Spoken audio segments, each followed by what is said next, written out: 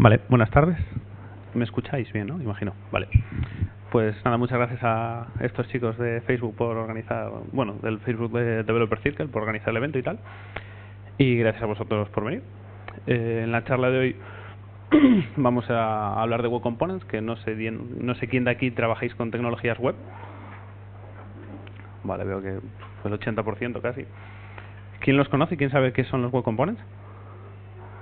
Vale, ¿quién ha escrito Web Components o los ha utilizado? Pues ya hemos bajado casi al 20%. Qué mal. Bueno, pues nos tengo que apuntar para allá. Bueno.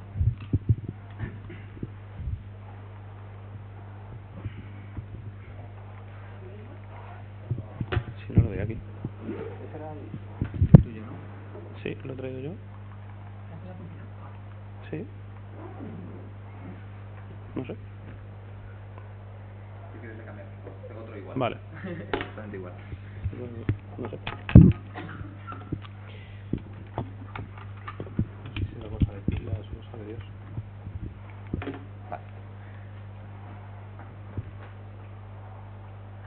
O sea, es... O igual es mi mano que no le gusta. Espera, que conecta al otro lado.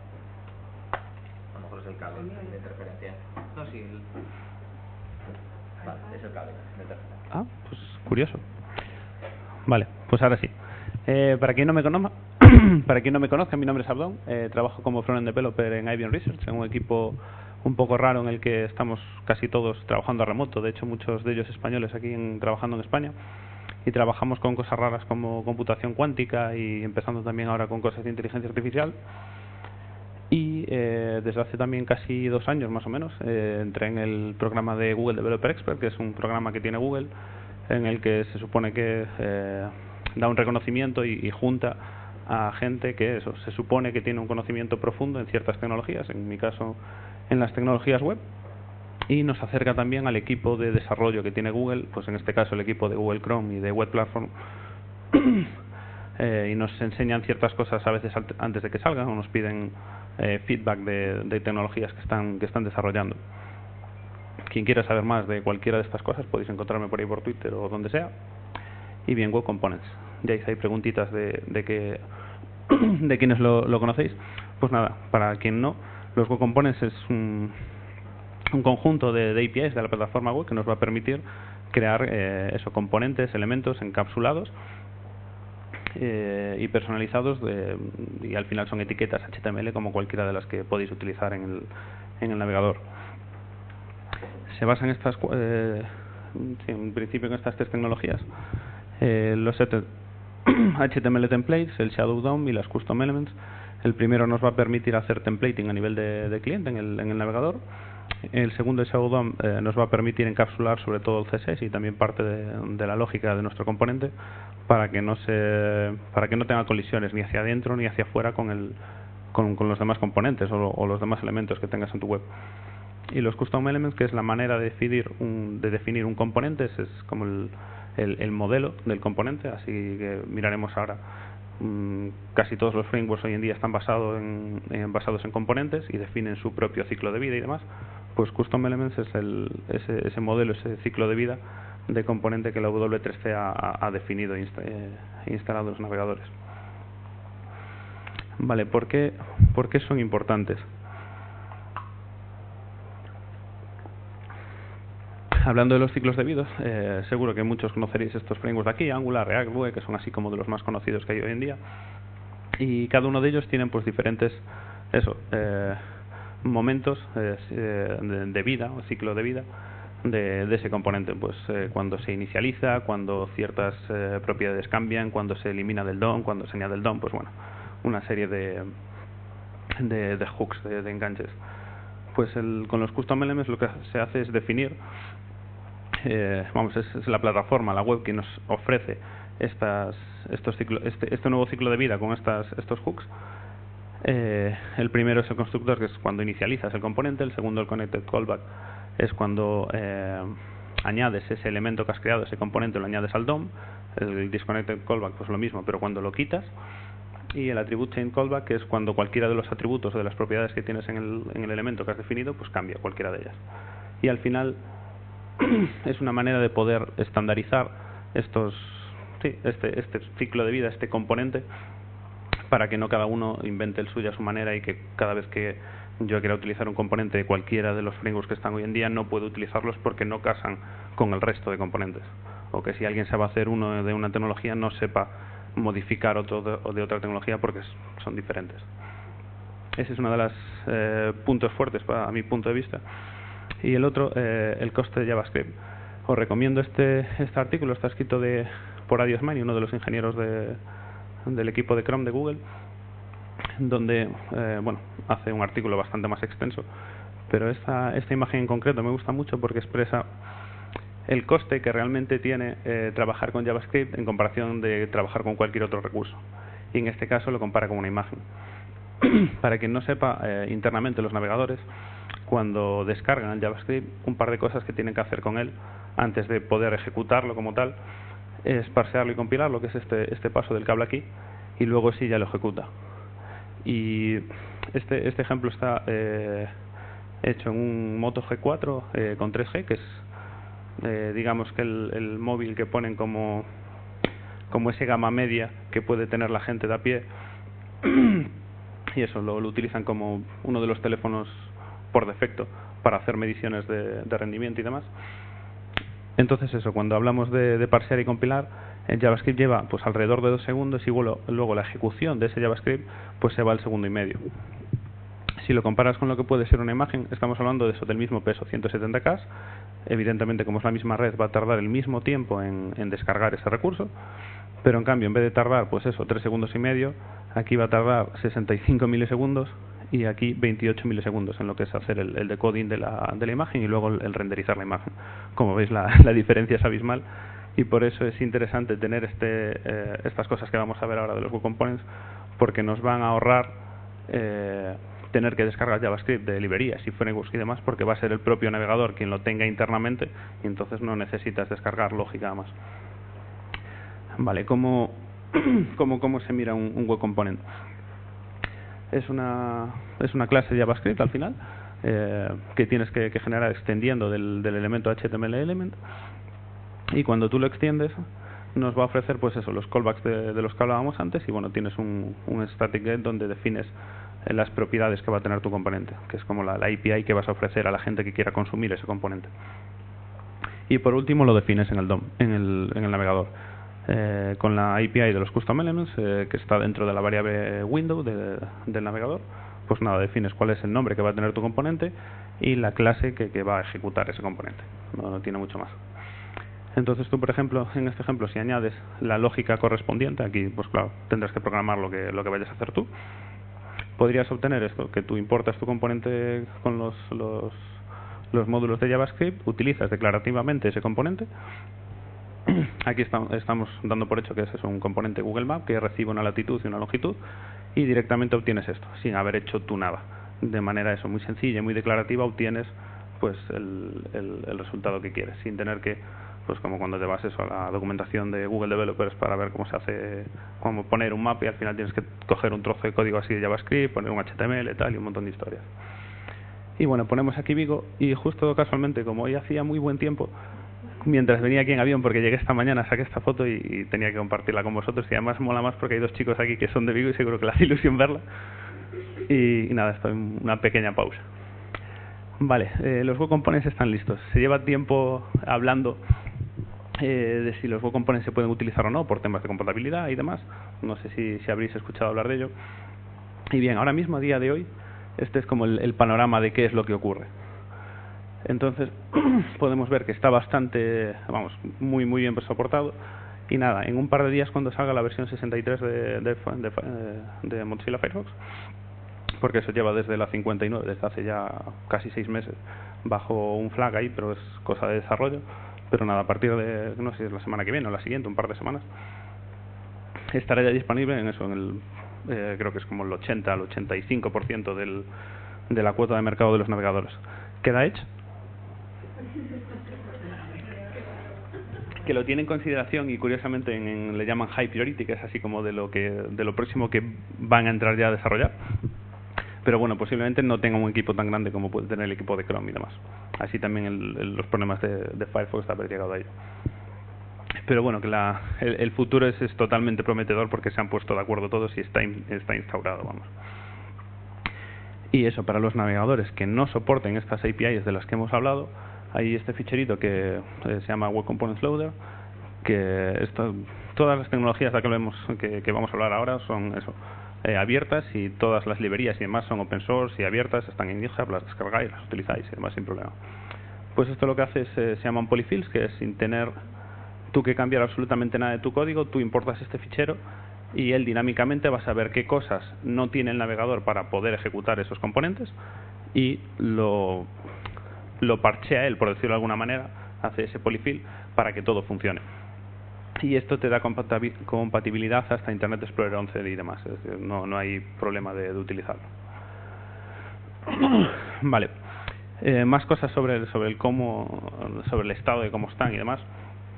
Ahora mismo hay como dos vertientes de cómo generar y utilizar estos web components, o al menos yo me gusta diferenciarlas, que es esta primera que es tecnologías como pueden ser Polymer, React.js, Skate.js y Xstack, creo que se llama la última. La última es de Microsoft, la primera es de Google y la tercera, bueno, creo que no es de Atlassian, pero el que la desarrolla son unos chicos de Atlassian. Y la segunda independiente, no sé. Y bueno, con esto lo que haces es tienes una librería donde trabajas encima de los web components directamente utilizando ese ciclo de vida y todo exactamente igual. Y luego tenemos otra vertiente que es de estas algunas son más conocidas, como puede ser Angular y Vue. Y luego tenemos a Glimmer.js de la parte del equipo de Ember, Stencil del equipo de Ionic y Svelte, que creo que es alguien del New York Times, me parece. Pues bueno, este último grupo lo que hace es no generas tú directamente un web component, sino lo que haces es generas un componente en la tecnología que ellos, bueno, en esa manera de definir el componente que ellos ya tienen. Por ejemplo, Vue ya tiene su manera, Angular ya tiene su manera, y entonces la gente que esté acostumbrada a utilizar esas tecnologías pues la sigue haciendo de la manera que la hace todos los días, pero las herramientas de estas tecnologías se encargan de convertir esto a un web component que el navegador va a entender. Entonces, esto es un gran avance para que tu aplicación tenga mejor performance y funcione mejor, pero yo sigo echando de menos la parte que consiguen los de arriba de todo, que es estandarizar esa manera en la que nosotros, como desarrolladores, generamos componentes y que hablemos todos el mismo idioma y no que cada uno tenga su manera de escribir un componente, que al final son todo componentes para la web. Y vale, más cosas. Hay este proyecto que trata un poco de definir sobre ¿cómo se llama? La API de los Custom Elements. Pone en común a muchos frameworks y lo que hace es pasar una serie de tests automáticos para ver el nivel de compatibilidad que tienen esos frameworks con la API de Custom Elements. Entonces se puede ver como, por ejemplo, Angular, a medida que ha ido creciendo en versiones, ha ido dando compatibilidad hasta 100% con esta API para poder utilizar Custom Elements de manera sencilla en el propio framework. A día de hoy creo que el único así de los famosillos que tiene todavía problemas con esta API es React, que trata los eventos de manera diferente y tal, y no lo puedes utilizar de manera ahí súper declarativa. Tienes que hacer ahí algún chanchullo. Vale, más cosas, pues de esto del estado me gusta mencionar este caso, que es YouTube. YouTube, que lo utilizaréis todos los días para ver el contenido que más os guste. Pues YouTube mismo está escrito 100% en Web Components ya desde hace cerca de un año más o menos. Entonces es como uno de los grandes ejemplos de que esta tecnología la puedes utilizar, funciona y va bien, vamos. Vale, construyendo Web Components. Antes de escribir un Web Component como tal, quería hacer mención sobre un par de librerías que nos van a ayudar bastante a hacer estos componentes. La primera se llama Lit.html, que es una pequeña librería que nos va a ayudar a hacer templating. Uno de los grandes problemas hoy en día al hacer componentes o lo que sea en la web es cómo hacer templating. Sí es cierto que tenemos la API que veíamos antes, los HTML templates, que nos ayudan a hacer eso, templating de manera declarativa, pero nos sigue faltando una parte que es distinguir la parte estática de la parte dinámica de nuestra template, para luego a la hora de tener que hacer modificaciones dentro de esa template hacerlo de la manera más eficiente posible. Si algunos de vosotros trabajáis con React o con Vue y demás, está también muy de moda lo que le llaman el Virtual DOM, que es pues al final como que copias el árbol que tienes el árbol del DOM, y luego haces diffing de ver qué cosas han cambiado y tratas de cambiar esos sitios concretos. Pero bueno, al final necesitas tener en memoria los dos DOM y demás, y tiene sus contraprestaciones también.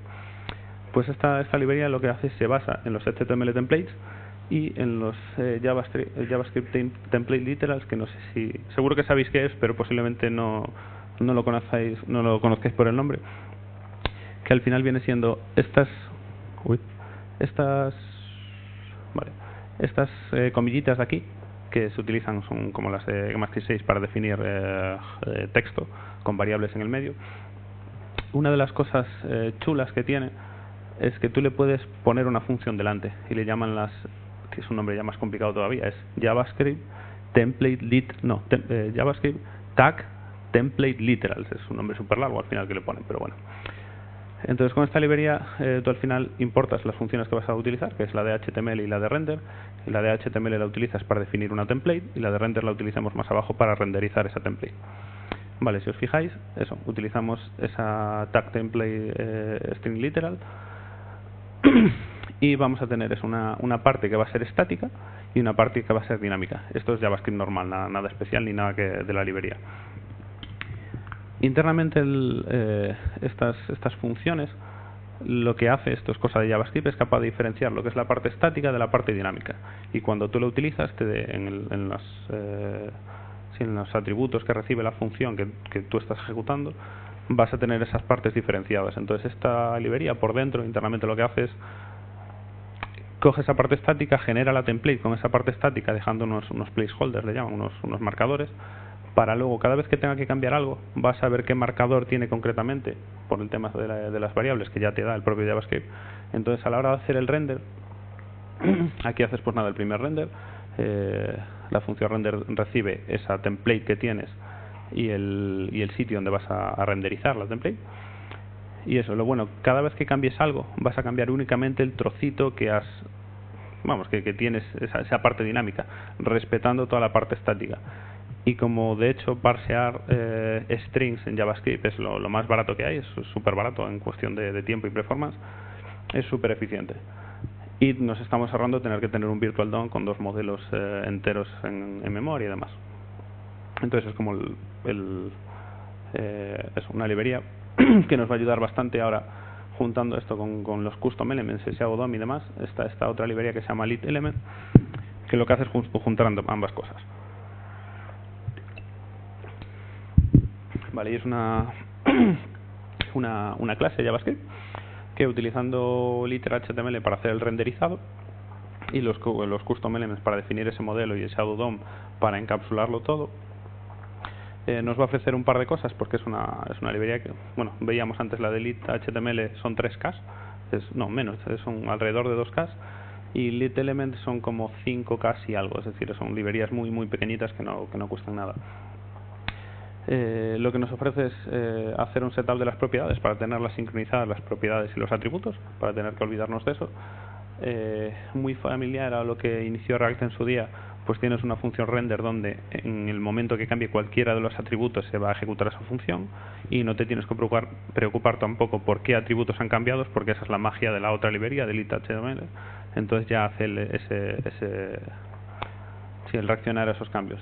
Y luego nada, tienes el declarative rendering, que es nada, utilizando literal.html, es parecido al final a JSX, si habéis utilizado React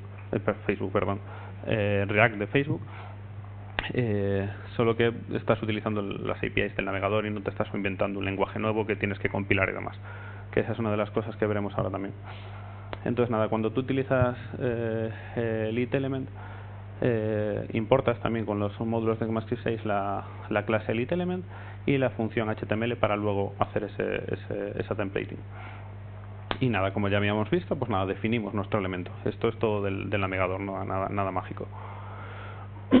El lit element nos va a ofrecer static properties, que es donde vamos a definir nuestras propiedades, y él se encarga, es lo que hablamos antes de ese setup, de sincronizar propiedades atributos, y que cuando algo cambie dentro de este array de propiedades se llame a la función render y no tengas que preocuparte nada más. Y nada, la función render donde defines tu template. Defines tanto el HTML como vas a definir el estilo. Y no te tienes que preocupar de que estas cosas colisionen. Por ejemplo, poner un span aquí de color verde no va a poner cualquier span de la página. Esto es parte de esa magia del Shadow DOM que va a encapsularlo todo. Y eso, arriba defines las propiedades. Vale, entonces aquí tendríamos pues un componente muy sencillito y estúpido. Y vale, si tú pones este mismo código que teníamos, lo ponemos dentro de un módulo de ECMAScript 6 y utilizamos directamente el componente, entonces llamamos aquí en nuestra propiedad, definimos pues el nombre. Esto lo pegamos en un navegador y sin tener que hacer ningún build, ningún bundle, ningún nada. Esto lo pegas ahí en el navegador, tú lo enchufas ahí y esto funciona. Y no has necesitado hacer nada más. Y al igual que funciona en Chrome, que es este esqueleto que veis alrededor, funciona en Safari, funciona en Firefox en esa versión de developers todavía hasta que salga la release, eso la semana que viene o cuando salga. Y eso, veis aquí el código que no hay que hacer nada, no dependéis de ningún proceso intermedio para conseguir que esto funcione. Y utilizando esta librería LitElement, que eso, pesa menos de 6K, son 5 y algo, muy poquito. Y es eso, por ahora la librería que más me gusta, porque al final estás definiendo ese componente de una manera como muy nativa, entre comillas, entonces hablamos todos el mismo idioma a la hora de hacer un componente. Y esto es, digamos, como un poco el estado de cómo están ahora mismo los web components. Cosas que vienen, especificaciones nuevas. Esta, que es muy chula, el Template Instantiation, que es una propuesta que sacó el equipo de Apple, de Safari, tratando de resolver ese problema que habíamos antes de cómo el HTML, por ejemplo, resuelve a la hora de tener que modificar trozos del DOM en concreto sin tener que tener Virtual DOM y demás, sobre todo cuando tienes árboles bastante grandes en el DOM. Entonces esta propuesta lo que viene a decir es: la sintaxis no tiene que ser exactamente así, de hecho por eso esto es una propuesta y están terminando de definirla, pero bueno, la idea es que tú tienes dentro de una template de HTML, defines, ya sea con llaves o la sintaxis que vaya a ser, defines cuál va a ser esa parte que va a ser dinámica, y el navegador internamente va a saber hacer ese diffing y ese reemplazo. Y un ejemplo pues muy estúpido que ponen es eso: tú consigues, bueno, esto es lo que podría ser una template de un artículo con su título y su URL y el texto en el que vayas a hacer clic. Tú consigues la información de donde sea, nada, una función de conseguir la información, y tú generas, seleccionas la template con query selector y haces el append, es decir, añades esa template a donde sea, en este caso un contenedor, y haces un create instance pasándole esa información que has conseguido arriba. Y él internamente ya tiene que saber, si solo has cambiado el título, pues va a hacer ese cambio solo de título y demás. Y como podéis ver, es muy parecido a lo que veíamos antes del lit.html. Resulta que el lit.html está basado en esta propuesta que hizo Apple. Entonces, cuando esto salga adelante, el lit.html, en vez de pesar 2K, pues pasará a pesar, pues no sé, 0,02 o lo que sean las poquitas cosas que te ofrece, porque está ya pensado en esta propuesta, que es el equipo de Apple, pero bueno, ya está el equipo de Google y de Mozilla en el medio también. Más cosas, uno de los problemas a la hora de crear web components, problemas, digamos, que no es tan fácil manejarlo, es a la hora de personalizarlos, como precisamente el Shadow DOM lo que hace es encapsularlo para que no se golpee con nada de fuera ni de dentro. Cuando quieres hacer las cosas muy personalizables, pues hasta ahora lo que siempre se ha usado son las custom properties de CSS, que son variables de CSS en el navegador también. Pero bueno, al final tienes que definir siempre un montón de variables, y si al final quieres dejar mucha personalización se hace complicado, y no complicado, pero se hace como tedioso tener que trabajar con muchas variables. Entonces esta propuesta, que de hecho ya está implementada en Chrome bajo también un flag, ahí está tanto el equipo de Chrome como de Apple y demás terminando de definirla, nos ofrece dos cosas: unas son los parts y lo otro el theme, son pseudoselectores. Bueno, podéis ver aquí que siempre dejo enlaces para que luego podáis verlo, esto lo comparto luego. Y esta CSS Shadow Parts también es una sintaxis que está en proceso, entonces podría cambiar, pero al final es que haya algo así. tú dentro de tu shadow root, de tu componente, esto sería el que genera el componente y luego el que lo va a utilizar. Tú defines unos parts a los que les das un nombre muy similar a los slots. Si habéis trabajado con Web Components, hay una API para hacer slots, para hacer composición. Pues aquí defines las partes que van a ser las que desde fuera alguien va a poder cambiar, pero eres tú el que define como creador del componente qué van a poder hacer tus usuarios de componentes. Y desde fuera nada, tú coges el nombre del componente, dices qué parte vas a querer cambiar y ahí ya le metes el chorizo de CSS que quieras utilizar. Y entonces hace muy sencillo cambiar CSS. Y bueno, no hay un ejemplo, pero con la de antes, con la de Theme, es la idea de, en vez de ir a un componente concreto, el querer tematizar una lista de componentes, yo que sé, como hace Bootstrap, que cambias un par de variables y en vez de tener toda tu página azul la tienes verde. Pues ese tipo de themes.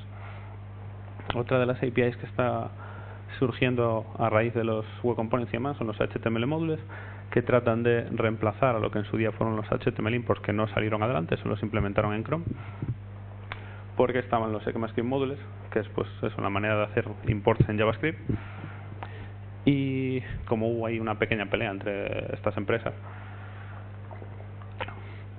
no llegaron a salir y solo se hicieron los ECMAScript Modules. Pues los HTML Modules es un sistema que la idea es que juegue bien, que funcione bien con esta otra implementación de cómo importar recursos al navegador.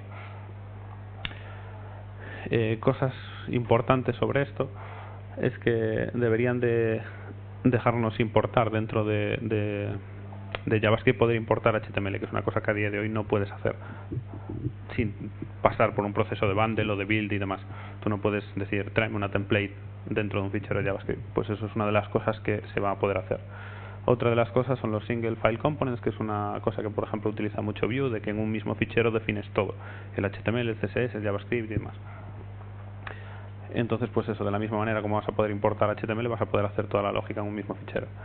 Otra de las cosas, custom elements declarativos, que ahora miraremos un ejemplo. Y pues nada, poder hacer polyfills y demás. Eso, los custom elements declarativos, que también es otra propuesta que sacó el equipo de Apple. Apple está muy metido en los Web Components también. Y lo que trata es de, también lo mismo, la sintaxis está en alfa, ya verán si queda así definida o no. Pero bueno, al final tú tienes una etiqueta definition o como la llamen, le das el nombre del componente, tienes tu template, dentro de la template defines el modo, el de Shadow DOM, porque bueno, la API del Shadow DOM tiene dos modos, uno abierto y otro cerrado, eso ya lo podemos mirar en detalle en otro momento. Y dentro de esa template pues lo mismo, defines tu estilo y defines tu template. Y dentro de esa template vas a poder tener incluso acceso a variables de esos atributos que tú tienes. Entonces, dependiendo de la complejidad de tu componente, podrías llegar a hacer un componente sencillo. Obviamente no puedes hacer cosas muy complejas, pero podrías hacer un complemento sencillo, como puede ser una barra de porcentaje únicamente con HTML, sin tener que llegar a hacer lógica en JavaScript. Pues eso, jugando con CSS y con las propiedades. Y esto es algo que a Apple, por el motivo que sea, le interesa mucho poder hacer. Vale, más cosas que están viniendo, los Custom Element Register, que es, tú claro, cuando defines un componente, veíamos antes, tienes custom elements.define y lo defines a un registro genérico del navegador. Pues al igual que con el CSS para el CSS se hizo el Shadow DOM y demás, el tener cosas globales en general no suele ser bueno, porque al final todo se pega y demás. Entonces, con esta API lo que quieren hacer es que te puedas crear tus propios registros para meter ahí tus componentes, y que si yo por ejemplo llamé a mi botón my-button y otra persona define otro componente que le llama exactamente igual, que no colisionen, porque bueno, el navegador no te permite definir dos componentes con exactamente el mismo nombre. Entonces con esta propuesta sí podríamos definir elementos con el mismo nombre bajo registros diferentes, serían como namespaces. Y nada, por comentarlo simplemente, ahora dentro de muy poquito, el 26 de octubre, se van a reunir, que lo hacen todos los años, que es un meeting face to face presencial que hacen pues eso, los miembros del comité de la W3C, que está compuesto por todas las empresas grandes de navegadores y tecnologías web y demás, para debatir diferentes cosas de los Web Components, que tenéis el enlace por ahí si os interesa el tema. le llaman TPAC, que es el Technical Plenary Advisor Committee. Se hablan de más cosas, pero bueno, el día 26 en concreto se hablará de los web components. Vale, y por solo comentar y añadir así un poco, porque la charla en principio va más o menos hasta aquí, pero por comentar un par de cosas más, cuando quieres construir aplicaciones con web components, uno de los proyectos que facilita esto bastante se llama Progressive Web Starter Kit, que al final es como una template que hizo el equipo de Polymer, en este caso, el equipo de Google Chrome, en la que defines toda tu aplicación basada en estos web components, y el ejemplo que más utilizan para lo que es el estado de la aplicación y demás, utilizan Redux, que es una librería que muchos también conoceréis, que nada, es simplemente para gestionar cómo es el estado de la aplicación, y también es una librería que pesa muy poquito, 3K. Y cosas buenas de haber utilizado estas tecnologías, haber pensado en utilizar poco JavaScript y demás, es que los resultados, esto es una herramienta que se llama Lighthouse, ahora pondré también el enlace, que lo que te hace es una auditoría de tu aplicación web o de tu página web, y te da diferentes recomendaciones y avisos y métricas y demás de lo bien o lo mal que estás haciendo las cosas. Entonces, en este caso también simula que estás en una red de 3G, que es al final hoy en día el móvil es lo que más se está utilizando, y te da diferentes métricas, en este caso todas son muy buenas, de cuánto tardas en pintar la primera imagen, cuánto tarda el CPU en quedarse apagado, no, pero vamos, sin trabajo que hacer, vamos, y te da pues más diagnósticos de eso, de Progressive Web, de Service Worker, del Manifest, de accesibilidad, de buenas prácticas, de si tus imágenes pesan mucho, poco, demás, bueno, un montón de cosas, de SEO también y demás. La herramienta se llama Lighthouse, la tenéis ahí también. Lo mismo, todo es open source. Y por último, esta misma template de la que veíamos antes, este Starter Kit, implementa otra de las cosas que ahora ya muchas de los frameworks están empezando a implementar, que se llama el Purple Pattern, que es una manera de servir estas Progressive Web, estas aplicaciones web, que también están muy de moda, pensando eso, en que funcionen muy bien, sobre todo en móviles, que es donde tenemos peores conexiones y peores cacharros, peores dispositivos, que al final tienen menos CPU y todo va mucho más lento. Se basa en estos cuatro pasos: push, render, precache y lazy load, de ahí sale el nombre. Y la idea es que primero haces, utilizando HTTP2 o preload o tecnologías un poco nuevas, le envías al navegador los ficheros que vaya a necesitar para cargar la vista que vaya a pintar, incluso antes de que él los pida, porque con HTTP2 es una de las cosas que se puede hacer, se llama HTTP Push Manifest, creo que es el nombre.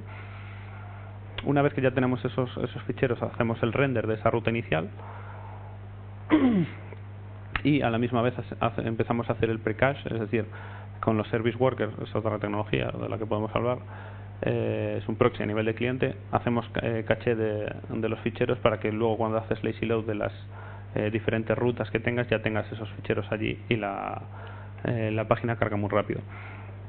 Y esto es una manera de estructurar aplicaciones, eso pensando en performance, y no tener un único fichero donde tengas toda la aplicación y que antes de que vayas a pintar esa primera página te hayas descargado todas las páginas y toda la aplicación y lo pintes después, por esos problemas que veíamos antes del coste de JavaScript.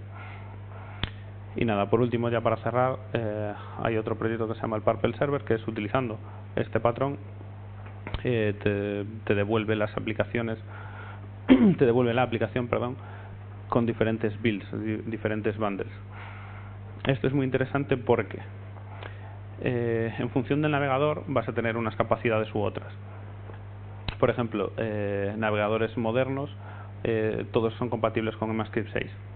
EMAScript 6, posiblemente lo que estéis haciendo todos a día de hoy sea vuestra aplicación con EMAScript 6 para utilizar cosas modernas, pero cuando entregáis esa aplicación, la servís con vuestro servidor, hagáis un bundle para que funcione hasta en Internet Explorer 11 o incluso más viejo, y al final lo que podían ser, por decir un número, 10K, terminan siendo 150 por tener que compatibilizar todas esas cosas que no funcionan, y al final le devuelves a navegadores modernos que van a entender mucho mejor estas sintaxis, porque al final es sintaxis.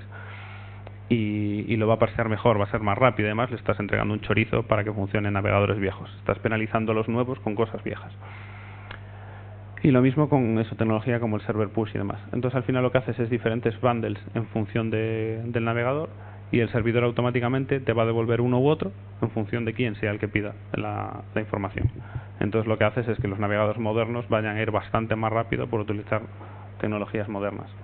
Y por último, en contraprestación de lo que se suele utilizar también el server-side rendering para problemas de SEO y demás, porque los crawlers no entienden pues eso, ciertas tecnologías nuevas y demás, puedes emitir también otro build que sea pensando en eso, en los buscadores por un lado, y en los crawlers de redes sociales de los snippets cuando los ponen cuando compartes enlaces y demás por otro.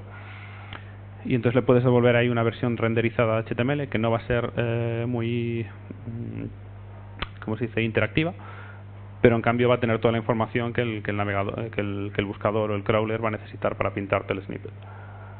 Y ya está, esto era todo. Muchas gracias.